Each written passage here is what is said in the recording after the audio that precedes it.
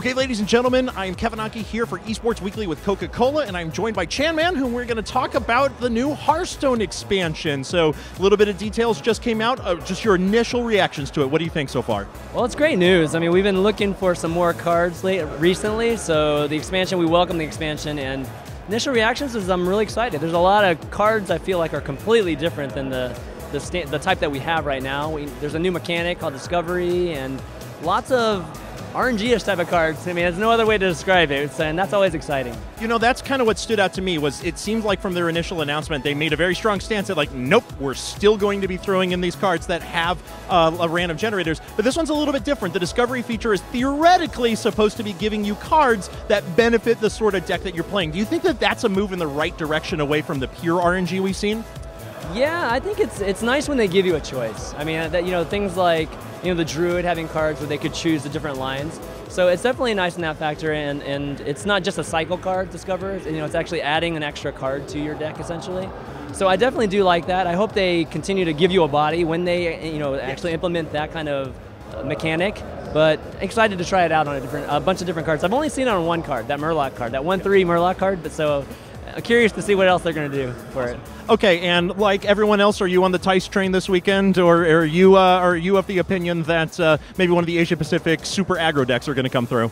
I'm on the Tice train. He's a friend of mine. I've seen his decks. I think his decks actually are very well aligned with a lot of the Asian players' decks. I'm rooting for hot form too, just because North American. I gotta support my North American brethren too, but Tice has always been a good friend, and he's been winning everything too, so he's my pick to win this weekend. Just his decision making, especially with that Freeze Mage deck, is just crazy. I mean, the way that he can see 3 or 4 turns in advance is just unparalleled right now.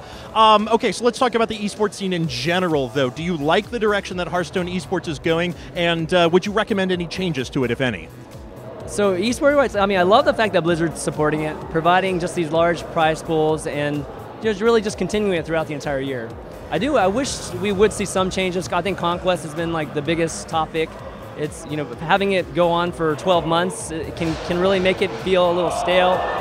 The community wants to see things changing constantly, just from time to time. So I think my recommendation would be to do more of a majors type of thing where we have different formats for these kind of majors, so that every 3 months we have something completely different, but the stakes are huge like they are right now when we see at this event right now. So having more of those type of events and then still having this culminate at the very end, I think would be great. All right, and the last question I want to address with you is specifically about cards. We have another expansion coming out, but I turn around and look at these decks that still have about 75% vanilla cards, and people have been trying to talk about power creep in a number of ways. How do you address this? Do you rotate cards out? Do you introduce new formats? What do you think is the best way to approach this? Well, I think you can take 2 approaches, right? So you could either change the existing cards, and Blizzard tends to not do that.